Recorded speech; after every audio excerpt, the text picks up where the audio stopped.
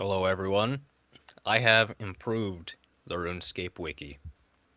So I added a lot of basic guidelines. I didn't touch any of these sets down here, although I really want to later. But I did add a Winds of Fate guide because I was disappointed they didn't list that. At least maybe with or right under Regenerate, but I added that. So that's all I've changed. But there is a lot to go through, so let's read these guidelines here. So basic guidelines. So I didn't memorize the stats and effects of all the different commands and units. You can be reminded of unit stats in the middle of the game, but not command costs or effects. Well, you can be reminded of your own, but not if the opponent has something that you don't. So make sure you do not walk your units into an untimely death. I really would hope that I don't have to say this, but unfortunately, I do see a lot of new players really walking their units right into death, and they can't recapture or anything like that. But if you do forget the stats of a unit, you can right-click it and select details. So like I said, you can be reminded. It tells you active commands on that unit. I do think this has been glitching out a little bit, though. I saw, what was it?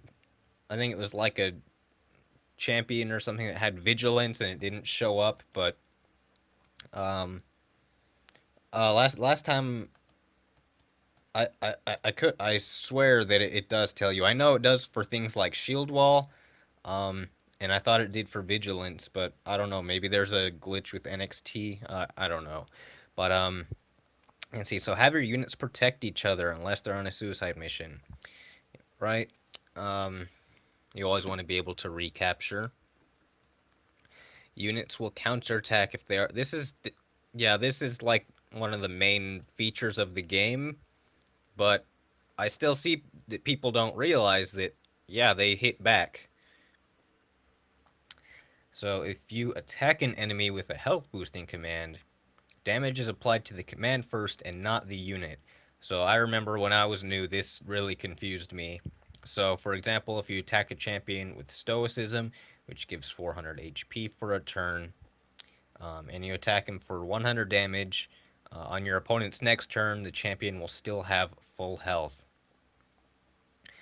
So most of the time, it is best to have 10 units and 4 commands. So commands are used to gain a material advantage over your opponent, right? So that's why you need all 4, because if you sacrifice a command to have a better unit, well, the opponent's going to use a command to get that unit that you I guess upgraded. And then if you don't have 10 units, you're probably going to be defeated pretty quickly, especially if you have like mages or something like that. Those are defeated pretty quickly. It is also best to use all of your resources unless you want to trick your opponent, because every single resource can be put into having better units or better commands. So charge and battle cry are essential commands. Without charge, your enemy can attack you from farther away, causing you to retreat or waste defensive commands. Now, I put this in terms of what the enemy can do to you if you don't have them, instead of what you can do when you have them, because I really want to emphasize how important they are. People seem to take losses or some sort of detriment, like I think it's 3 times more seriously than a possible reward. So people usually won't bet you on a coin flip unless you triple their bet. Um, so where was I? Oh, without battle cry, it can be difficult to defeat units with high health, especially if they have regenerate for their champions. So when you have both, you can hit them. They're costly high health units, so that's going to be like knights, halberds, champions, from farther away, potentially defeating them in one hit. So a scout with charge and battle cry can hit an enemy unit 13 squares away, so that's the farthest for any unit actually. It's even farther than archers and mages. using charge for 300 damage. So that's quite a bit. Can take a champion out in 2 hits. Can take a knight or a halberd out in 1. Maybe a foot soldier if you're feeling like it. But try to predict what your opponent's commands will be by adding up their unit costs. So the cost of their units and commands combined cannot be more than 1,000. So many times there's more than one possibility for the opponent's commands, but you should play as though they can have any set of valid commands. But you can usually expect charge and battle cry by default, like I explained up here. And if they don't, then again, you're going to suffer the consequences outlined up here. So if your opponent uses a command with a cooldown of 5, then you have exactly 5 turns before they can use it again. Unless they use Winds of Fate, that's going to cool it down immediately. Charge and Battle Cry should generally be used to kill high value units. So that's going to be halberds and above. So if your opponent wastes one or both of these, such as simply to trade a scout. I see a lot of people using charge just to trade scouts, not even to get a free scout, just to trade. Or maybe they use battle cry on the foot soldier.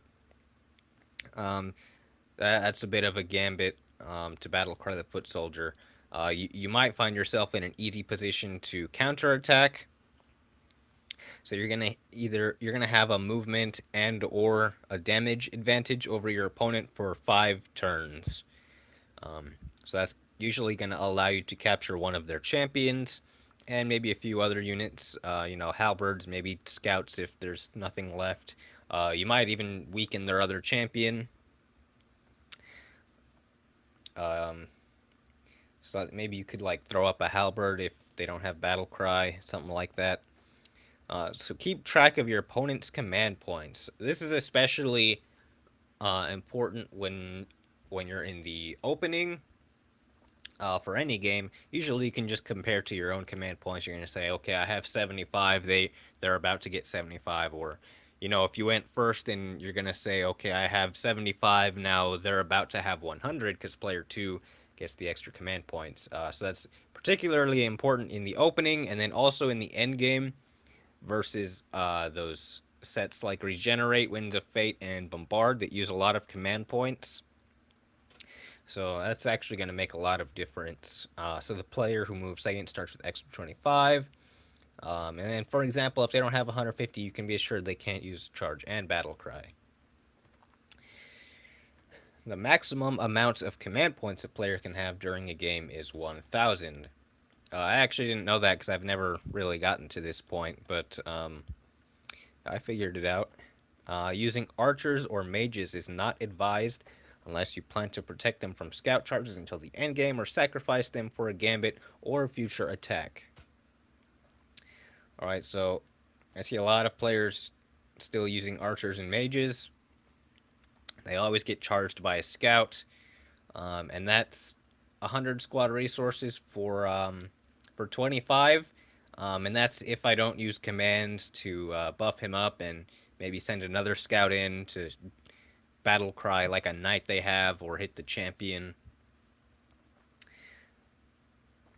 So Chastise becomes a liability in the endgame because it does not work on your opponent's last unit. So it's effectively one command you don't have. However, if you're playing with Winds of Fate, you can actually chastise your opponent's last 2 units. Killing an enemy with Bombard does not award any command points. And I kept this vigilance thing over here just because I think there's some truth to it, so I didn't really edit it. It does have a lot of drawbacks, I'll say.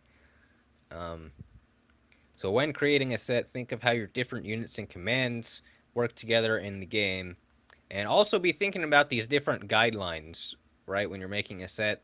So, like, don't forget charge, battle cry, I guess some of these are just telling you what to have in your set, as opposed to what tactics you should be doing. So this is really sort of about creating the set, I guess. Right, there are a few that are like basic tactics, like don't walk your units into death, protect your units. like you should be thinking about how your units are going to protect each other. That's especially important in those central formations. Let's see. Um, yeah, you should definitely think about these advanced guidelines. These are less about creating sets and more about tactics in the middle of the game. So I added this whole advanced guideline section. So whether you are in an attacking or defending position, it's best if you can force your opponent to use commands first and before they attack any of your valuable units. So, for example, this is with Rush. If you can get them to approach and use something like Shield Wall before they've used any commands, that's going to be good because that's a unit that you save, um, as opposed to if they charged and then used Shield Wall. Well, that's a unit that you lost. This also applies in endgames. Let's just take, for example, anti-rush versus anti-rush. Maybe you have some sort of advantage, like they don't have charge, and so you approach them, and they have to use stoicism, right? So you're going to use stoicism. They have to use battle cry to defend. You use battle cry to defend, or actually, you don't have. Sorry, you don't use battle cry to defend. You just wait your turn out because they can't do anything to you, and then you use battle cry and finally capture their champion. So because they used their command first, they're put at a disadvantage. So so there is a sort of exception with charge and battle cry a lot of times, um, which is why I put before they attack any of your valuable units, because a lot of times with charge and battle cry you're taking a enemy halberd or weakening a champion, and that's what this little section here is for. So let's see. A unit with 4 movement, such as a champion, placed on the front row can reach the enemy's back row in 3 turns with charge, provided that there are no obstacles or walls to maneuver around. The same unit on the back row can reach the enemy's front row in the same number of turns. And similarly, a scout on the back row can attack the enemy's back row in exactly 2 turns with charge. That's where you see the scout up 4 move a lot in anti-rush openings, is because that's essentially a scout on the back row going up 6 spaces. So scout up 4 can hit the back row with charge. So while there are different types of formations, the most common effective one is the corner wall. Right, so line up a row of cheap units with your initial attacking units, right, that want to get to the back row. In the front row, in the corner. So place your reserve units that you need to protect for later in the back row behind the wall. Make sure your protected units can still move around and are not suffocated by your other units. Enemies will have to spend more time maneuvering around the wall or attacking it. Close your wall if the enemy is making an attack that you cannot currently defend against. Setting up your formation in the corner increases your defensive potential without sacrificing your offensive potential. Keep in mind, while using a corner, it can be a death trap if your units cannot evade the attack or counter it. So an enemy... So this goes in line with the previous bullet. An enemy can actually use bombard against your scout wall, and then use the resulting hole to move their unit in and kill 1 or more of your reserved units, which actually would make your wall a bit useless. So you do want to think about how you're going to prevent bombard from doing anything like that, anything devious. That's going to be very disappointing for you if you had just weakened their champion to 200 HP and they move it forward, bombard your scout wall, and then they trade their weakened champion for your full HP champion. So definitely want to be watching out for that. But they do need, 350 command points to do that. So yeah, you should be counting their command points, like I said before. Using a central formation can be used offensively and defensively. You can send all your units into the attack. However, it's easier to make mistakes with troop positioning and responding correctly to the opponent's attacks. Minor differences are crucial and can be the difference between winning and losing a game. So I changed this section a little bit. The idea behind the central formation is that when an enemy uses charge to attack and kill one of your units, you can move one of your nearby units away and use a defensive command to protect the other nearby unit. So the opponent should only have 2 possible targets once they use charge, so space your units accordingly. Unless the opponent has regenerate, using a scout to battlecry an enemy champion down to 200 HP can be considered equal to capturing an enemy halberd. This is a good idea if you this is still a good idea if you have to use charge along with the battle cry. The weakened champion can be finished off with another scout using battle cry, or a halberd which has the superior attacking range. Although you sort of have to question if they're going to recapture your halberd, because again that 200 HP champion is going to be kind of equal to the halberd. The enemy champion also cannot use battle cry to defend itself for one of your champions when it's at 200 HP. Nor can it use stoicism as a defense if your champion can use battle cry. So that's why you see scouts charging and battle crying champions down to 200 HP all the time. But weakening an enemy champion to 400 HP with a scout not using charge is also a good tactic. Alright, so maybe you can attack the halberd with battle cry, and maybe you can use something else like stoicism to defend it. And if they don't have chastise, then you get a free weaken on their champion, so kind of like 2 birds, 1 stone there. The enemy champion can be finished off with a halberd using battle cry or a champion. Without battle cry, obviously. Especially in an endgame, the enemy champion cannot use battle cry to defend itself, while your champion can use battle cry. So that's going to be even if your champion is, say, 200 HP. This can still apply, but if they're 500 HP, then that's even better, because you don't really have to attack them when they have battle cry. You can save it for later. After using other commands, one of your full HP champions can use battle cry to defend itself from the weakened enemy champion, who now has to use battle cry in defense. And then you can end your turn, and the enemy champion can't attack yours without being killed, so you finish their champion off in the next turn. So weakening a regenerate champion to 400 HP may still be a good idea, because they have to use 150 command points to heal off the damage, and your scout sacrifice only gives them 25. So if you can keep this up, so this is going to be like in those championeer games where they like to use 3 champions with regenerate. They are going to find themselves starved of command points. This is also useful if you can weaken their champion in between their regenerate cooldown and then capture it maybe a turn or 2 later before they get the chance to regenerate.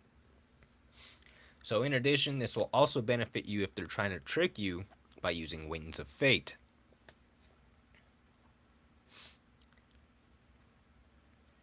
If your opponent moves a scout up, and you decide to move a scout up in response, make sure that you mirror the column that you're, columns are vertical, remember, that your opponent's scout is on. If there's a gap between your 2 scouts, the opponent can move their scout horizontally 6 spaces depending where the gap is, and up some more, becoming closer and attacking your other unit. So this is a technique called scout gapping, because obviously they make the gap wider. So be aware if they don't move their scout straight up. If they move it a little to the side, then you want to similarly move your scout a little to the side. So you should do this for other units, like maybe you have foot soldiers that are approaching each other, and I don't really see it done with other units a lot, but I definitely think you should do it with all your other units. But so more about keeping scouts away. So placing a foot soldier 5 spaces from the edge of the board can keep enemy scouts from advancing along the edge. If your champion is at least 2 spaces behind and horizontally towards the edge of the board of the foot soldier, enemy scouts cannot come in normal attacking range of the champion without themselves being attacked by the foot soldier. This works similarly for halberds, placing the champion 1 spaces. Well, left and right and behind. I don't. Okay, maybe I messed up there. I don't know. And behind the halberd. A halberd placed 3 or 4 spaces above and horizontally from your champion can prevent an enemy champion or knight from getting within charge range of your champions without also being attacked by the halberd. This is useful if you have charge on cooldown. Similarly, you can protect a full health champion by placing a weakened champion in front of it. If there is only one possible square for an enemy unit to attack yours, you do not necessarily have to retreat or use a command. You can place a cheaper unit on the only square they can attack you from to save your other unit. In the case of 2 champions attacking each other on the last diagonal square, and you have blocked that last square with a scout, you will still be able to attack the enemy champion due to the unique movement system. Remember, however, that they might do the same thing, right? Block your last square with a scout, and then maybe you get into a sort of deadlock. Maybe you actually end up drawing. I don't know if that's a draw. Because I'm thinking if you move your champion away, then, well, the scout's gonna capture yours, and then champion versus champion and scout's a loss. And then if you try to move your scout, well, your champion gets charged and battle cried. So I don't know. Certainly an interesting thought. But the last bullet here, learn how the movement system works. Now, I didn't really explain it here because it is pretty difficult to put it into words. But there are many oddities, such as a unit moving 4 spaces horizontally and then 4 spaces up, a total of 8 spaces when their movement is only 4.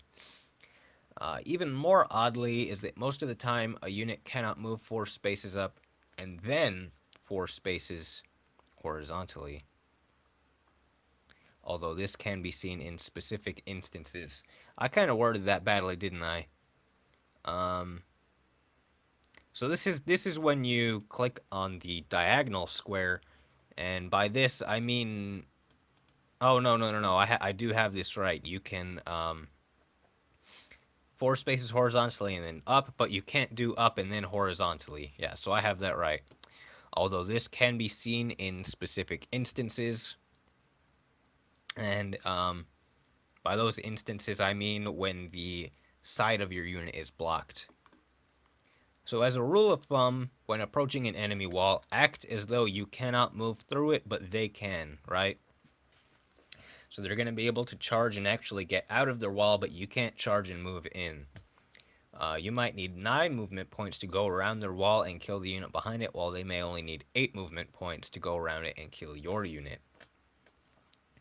So you see a lot of that with the champion in the corner, and then you have 2 scouts on the second row, and the enemy has to, if the enemy champion was on the front row, they have to spend an extra turn to get to your champion. But that does it for this video. I just wanted to share that I've improved the RuneScape wiki. I'm gonna go down and improve these other sets, these other guides, and while I'm doing that, I'll also read to you my Winds of Fate guide. Although you can read it on the website yourself if you want. There's the URL. But thanks for watching. Perhaps you can add your own guidelines if you think I missed any. I certainly did add a lot. I tried to get all that I could remember, but yeah, I would say help improve the RuneScape wiki if you can see anything that needs improving, like this rush guide, which I'm going to try to tackle next. But yeah, thanks for watching, guys, and tune in next time.